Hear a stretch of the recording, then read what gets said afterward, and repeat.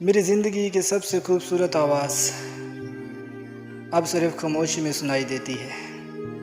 میں جب بھی اس کا نام لیتا ہوں میری سانس رک جاتی ہے، کیونکہ اب وہ زندہ نہیں رہی، بس یادوں میں بسی ہوئی ہے۔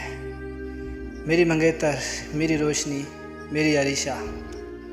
ہم بچپن سے ایک ساتھ تھے، ایک گلی، ایک سکول، ایک خواب اور پھر ایک وعدہ۔ میں تمہیں کبھی نہیں چھوڑوں گی، لیکن موت نے اس کا وعدہ چھین لیا۔ ایک حادثہ، ایک فون کال، اور میں بس سنتا رہا کہ عریشہ اب نہیں رہی۔ کاش کوئی بتاتا کہ آخری ملاقات آخری تھی۔ میں اس دن اس سے ناراض تھا، چھوٹی سی بات پر، اور وہ ہنستے ہوئے کہہ گئی تھی، کہہ کر پاگل ہو تم۔ اب وہ ہنسی میرے دل میں قید ہے، اور میری آنکھیں ہمیشہ اس آخری منظر میں بھیگ جاتی ہیں۔